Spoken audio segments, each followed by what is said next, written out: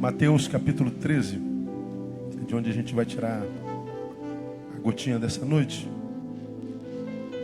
A gente vai fazer uma gotinha bem curtinha, queria um pouco mais de tempo para a palavra que a gente vai ministrar hoje. E nós vamos tirar a gotinha de Mateus capítulo 13, verso 58, o último versículo do capítulo 13. Mateus e Marcos registram esse versículo. E Mateus registra assim, ó, não fez ele ali, e não fez ali muitos milagres, por causa da incredulidade deles. Está falando de Jesus em Nazaré.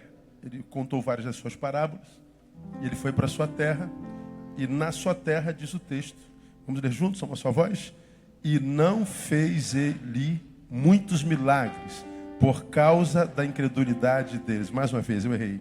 E não fez ali muitos milagres, por causa da incredulidade deles. Amém, amados? Senta um pouquinho. Quando Marcos fala sobre esse versículo, ele diz, e não pôde fazer ali muitos milagres. Uma palavra bastante interessante, né? Deus não pôde, Jesus não pôde. Tem alguma coisa que Jesus não possa? Mas está lá em Marcos. Jesus não pôde em Nazaré fazer muitos milagres. Significa dizer que fez, não é verdade? Então não há nada que ele não possa. Ele pode todas as coisas. Amém ou não? Agora, há uma reflexão nessa palavra que eu acho que cabe a gente fazer a beça. Não fez ali muitos milagres, e a Bíblia diz a causa. Por causa da incredulidade deles, ou seja, os cidadãos de Nazaré eram incrédulos. Eu entendo a incredulidade. Imagina você jogou bola com um moleque que nasceu contigo. Alguém aqui está do lado de um amigo de infância? Tem alguém aqui que está perto de alguém, de um amigo?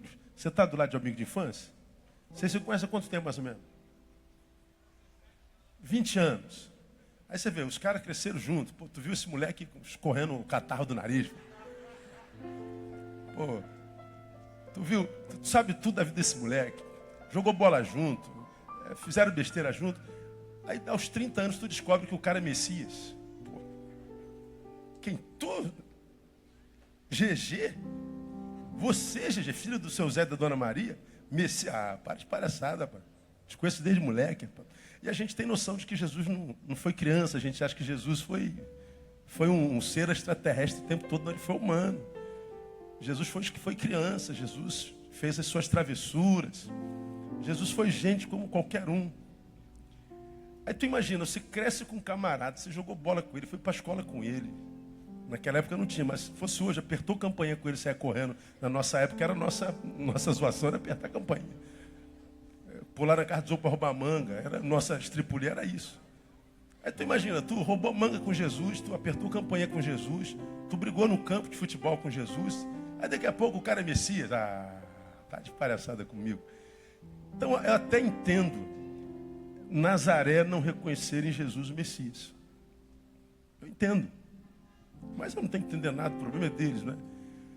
O fato é que esse Jesus, na própria casa, não pôde fazer muitos milagres, porque não havia ali fé. Aí, para nossa reflexão. Será que Jesus, diga o que vocês acham, será que Jesus só pode realizar milagres se nós o alimentarmos com fé? Só. Ou seja, se nós alimentarmos a Jesus de fé, ele faz milagre. Se nós não alimentarmos, ele não faz milagre. Será que Jesus só faz milagre se nós o alimentarmos de fé? O que você acha? Sim ou não? Bom, o que está dizendo? Não rolou milagre porque não tinha fé. Mas vamos andar mais um pouquinho. Se ele só faz fé, só faz milagre porque é o alimento de fé, se não tiver fé, ele não pode fazer milagre, como diz o texto em Mateus a respeito de Nazaré. Se ele faz milagre porque eu alimento, se eu não alimento, não tem milagre. Bom, se isso for verdade, não seria ele um Deus dependente das suas criaturas? Ah, Jesus não fez milagre em Nazaré porque Nazaré não tinha fé. Então ele depende da fé dos nazarenos. Agora, se ele depende da fé dos nazarenos, seria ele Deus mesmo, de fato, de verdade? Então são questões que a gente muitas vezes não entende.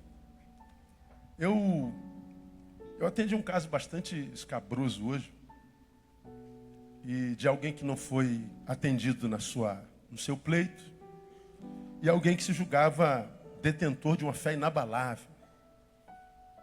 Pastor, eu sou um homem de muita fé, mas de muita fé, e Deus sabe disso, Ele é minha maior testemunha de que eu sou de fé. Passou por um percalço, caso de enfermidade na família, a pessoa veio a óbito. E ele não entende por que Deus não disse sim para a sua oração. Afinal de contas, ele era um homem de muita fé. Estou na igreja desde pequenininho, estou com 60 anos, quase 60 anos. Eu vivi para o Evangelho, Ele falou dos seus atributos de fé, na verdade, atributos de relacionamento com a religião, com a instituição, que ele achava que era fé. Eu tenho muita fé, tenho muita fé. Como que Deus não faz? Se a Bíblia diz que tudo pedimos a Ele com fé, Ele o fará. E eu tenho tanta fé, e Ele não fez. Eu estou revoltado com Deus, aquela coisa que a gente já sabe, todo mundo já sabe. Aí eu falei assim, fulano, para que nos serve a fé? Será que a fé existe para que a gente alimente Jesus para fazer milagre? Isso é ter fé? Porque me parece que é isso que a maioria dos crentes que eu conheço pensa. Se eu tenho fé, minha fé é combustível para Deus produzir a meu favor. Quanto mais combustível fé eu tenho, mais Deus está cheio de mim e mais para mim produz. Essa é a matemática do religioso. Então, se eu tenho muita fé, que é combustível para Deus produzir milagre, então não há nada que eu peça que Ele não vá aquecer. Que Ele não vai autenticar dizendo sim. Aí o que acontece? Eu tenho muita fé, abasteço Deus com esse combustível, Ele vem e diz não, aí o cara se perde. Por quê? Ele pensava ter muita fé, mas a fé dele nunca o capacitou para ouvir não de Deus. Era uma fé tendenciosa, portanto, aleijada. Era uma fé que tendia só para um lado.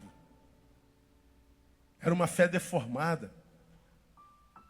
Porque ele imaginou fé como combustível que move Deus a agir em favor dele. Ou seja, a minha fé existe para que Deus se submeta à minha vontade, quando na verdade é exatamente o oposto. Fé existe para que eu me submeta à vontade de Deus. A fé não molda Deus a minha imagem, me molda a imagem dele. A fé não muda o que Deus é, muda o que eu sou. A fé não muda a sua ação, a fé muda a minha. Porque pense, minha igreja amada, estamos orando por um enfermo que nós amamos muito.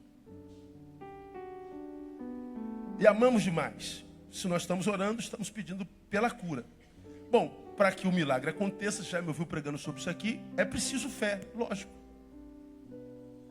Agora, se Deus não quiser curar aquela criança, ou quiser curar da forma dele, porque quando eu oro por alguém, oramos por Rebeca, por exemplo, que me abalou demais.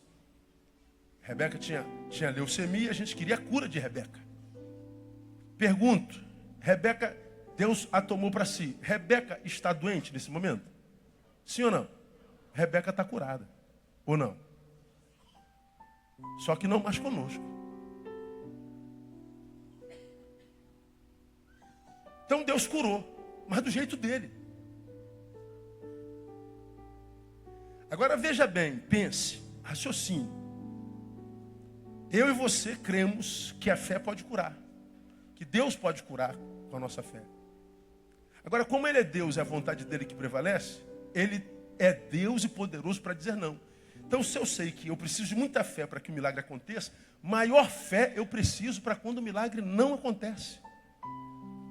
Eu preciso de fé para crer que a menina vai ser curada, mas eu preciso de fé para ficar de pé, caso Deus não queira curá-la.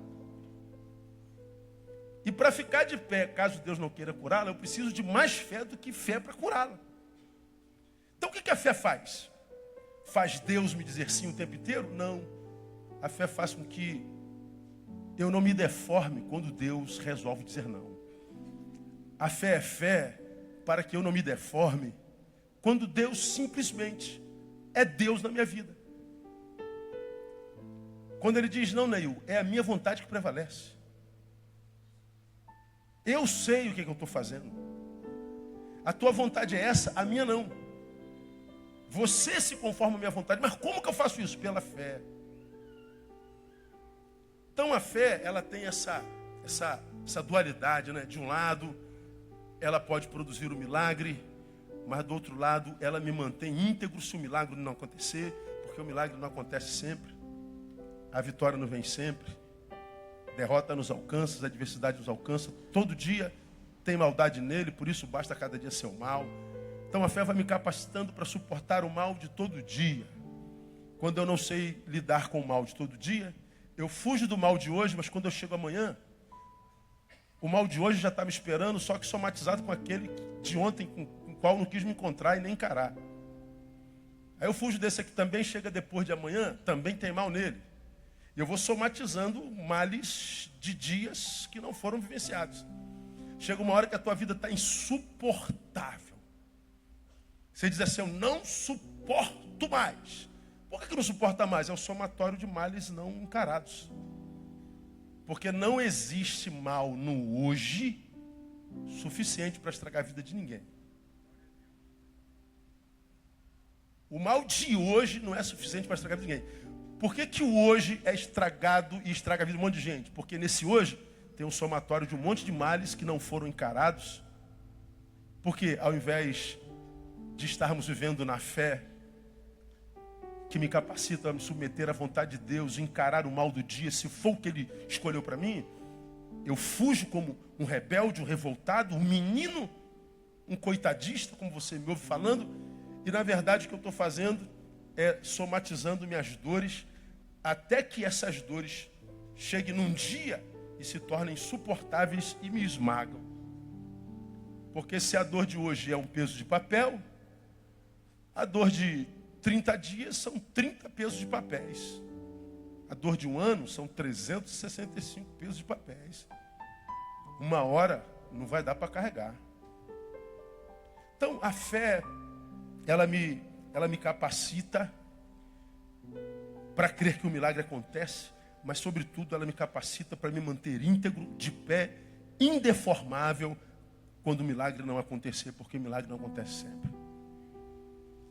Não faz com que Deus faça a minha vontade, faz com que eu me submeta à vontade de Deus. E mais, e aqui eu termino nossa gotinha. O problema da fé é que sem esta, o milagre não revela quem é Jesus. De um lado ela me capacita para o não, para eu não me deformar. Por outro lado, muitas vezes o milagre não acontece porque Deus conhece o nosso coração e sabe que aquele milagre seria só uma questão de honra, de orgulho. Aquele milagre não vai gerar saber, muito menos conhecimento de Deus. Por exemplo, Jesus passou pela terra fazendo um monte de milagres, está em versículo 13. Quando chega no 16, Jesus reúne os seus e diz assim, rapaziada, me diga uma coisa aí. Vocês que andam aí no meio da rapaziada, o que andam ouvindo a meu respeito? O que vocês ouvem o povo dizer a respeito de mim? Aí alguém falou assim, ouvi dizer, teve um grupo ali reunido que está dizendo que o senhor era Jeremias. E eu ouvi alguém falando que o senhor é Elias. E eu ouvi alguém dizendo que o senhor é outro profeta. Pô, peraí. Eles estão achando que eu sou a reencarnação de um profeta. É exatamente isso. Depois de tudo que eu fiz, eles ainda não me discerniram. Jesus acalmou a tempestade, Jesus ressuscitou morto.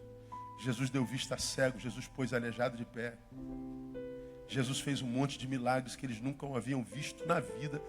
E a despeito disso, os milagres não revelaram àquele povo quem era Jesus. Como o milagre não revela quem é Jesus, o milagre deixa de acontecer. Por que milagres não aconteceram em Nazaré? Porque Nazaré não queria o Jesus dos milagres, queria os milagres de Jesus. Por que muitos milagres não acontecem na nossa vida? Às vezes o do dia a dia, porque nós queremos os milagres de Jesus, não o Jesus dos milagres. Nós não queremos conhecer o Jesus que faz milagre. Nós queremos o milagre de Jesus independente dele. Eu não quero conhecimento, eu quero ausência de dor. Eu não estou interessado nele, estou interessado em mim. Como ele discerne os intentos do nosso coração. Como ele não reage ao que minha boca produz, mas o que o meu coração produz. Por isso que ele diz que ele sabe o que a gente vai pedir antes mesmo da gente fazer o quê? Abrir a boca.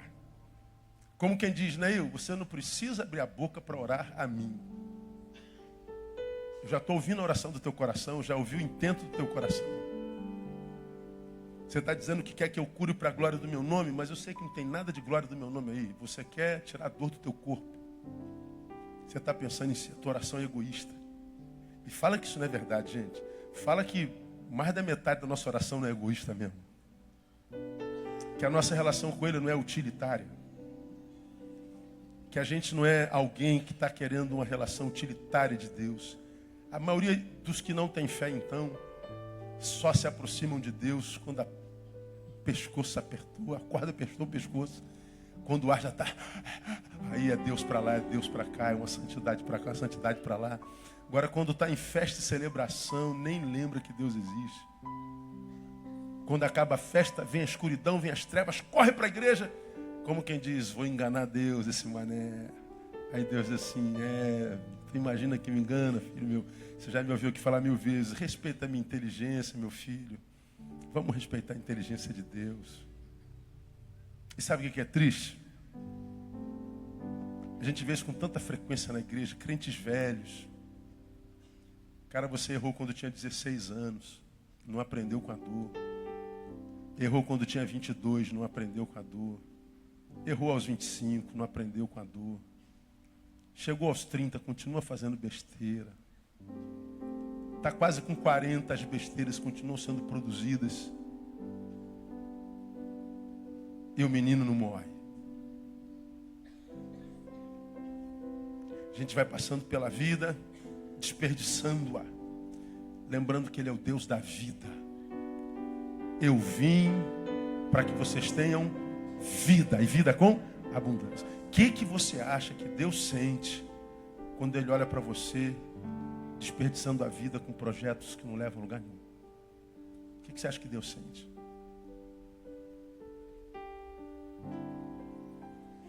Fizemos quando é que foi aquele enterro, Romão? Foi ontem? Terça-feira fomos no enterro de uma menina de 28 anos, que a vida inteira se envolveu com drogas. Os pais muito queridos, gente de Deus. Eu conversava com o Romão, poxa, que tristeza, né? Tanta... Eu tinha chegado do hospital, e alguém que está lutando para sobreviver, e alguém que tinha toda a juventude jogou fora. Alguns pegam a vida e jogam fora no lixo. E outros tentando segurar o último fio de vida. Uns querendo tanto viver e outros jogando a vida fora. Eu acho que quando Deus olha do céu para nós, diferente do que os crentes pensam, Ele não olha para a nossa religião, nem para a roupa que a gente está usando, para a forma como a gente cultua, se é reformado, se é pentecostal, se levanta a mão, não levanta a mão, se tem dom, não tem dom. Acho que Deus, quando olha para nós, Ele olha para nós e vê a nossa relação com a vida que nos deu. Deixa eu ver o que esse menino está fazendo com a vida dele. Ah, bom menino. Está me glorificando com a vida dele. Mais vida para ele. Ah, que filho que me entristece. Olha o que ele está fazendo com a vida dele. Já se foram 25 anos, 30 anos e nada, não fez nada. Não glorificou meu nome em nada, não há história. Que tristeza, filho. E aí, você fica caçando vida em tudo que é canto, porque não encontra. Busca em fontes, que na verdade são cisternas rotas, como diz Jeremias, a respeito de Baruque, que não podem reter as águas. Então fica de fonte em fonte, batendo com o quengo no fundo, porque é raso. Quando você vive a vida que é culto ao Senhor, você não precisa correr atrás da vida. A vida corre atrás de você. todas essas bênçãos virão sobre ti e te alcançarão. É a promessa de Deuteronômio. A gente não corre atrás da bênção, a bênção corre atrás da gente. Agora, quando é que a gente vive isso, irmão? Quando a gente vive uma fé que não está atrás do milagre, mas atrás daquele que o produz.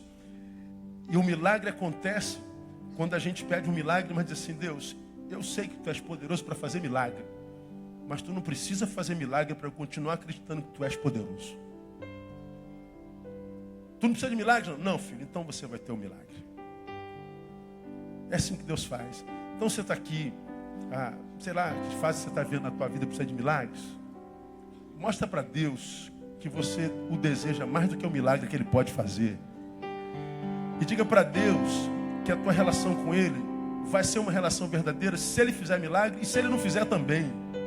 Mostre a imprescindibilidade de Deus e você vai ver que Deus é esse que você pensa conhecer.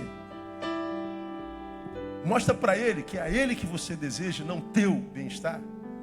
E você vai ver o que é Deus na vida de alguém que Ele encontra assim.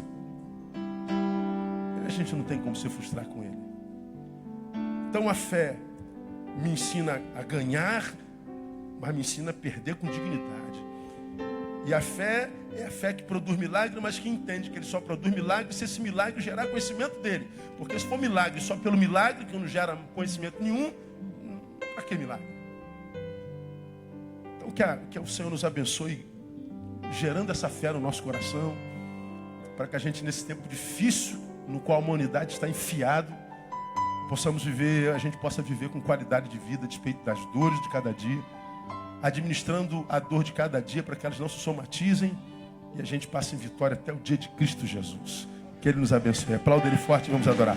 Ficar em pé. Aleluia. Curva a sua cabeça, abra sua boca. Uma frase de louvor a Deus, uma frase. Agradeça a Ele pelo dia, pelo pão, pelo livramento. 1000 caíram ao teu lado nesse dia, 10.000 à tua direita, você não foi atingido. Dardos inflamados foram lançados sobre nós, mas Ele nos protegeu com o escudo da fé. Na agenda do diabo havia um planejamento de matar, ou roubar, ou destruir você, mas você chega ao final de dia em são, intacto. Então ele fracassou mais uma vez. Por isso, ó Deus, rendemos louvor a Ti, enaltecemos, exaltamos o Teu nome e erigimos um trono de louvor a Ti. Dizemos: seja bem-vindo, fique à vontade entre nós, acha no meio da multidão os verdadeiros adoradores e abençoe-os. Gere essa fé que crê no milagre, mas não precisa do milagre para continuar crendo. Gere essa fé que faz com que, sobretudo, nós desejemos mais o Jesus do milagre do que o milagre de Jesus. Gera essa fé que nos capacita para vencermos sem soberba e perdermos sem mediocridade. Gera essa fé que nos prepara para todos os dias, dias bons e dias maus. Gera essa fé e nós te daremos glória. Recebe nosso louvor, recebe nossa gratidão, recebe nosso aplauso em nome de Jesus. Aleluia.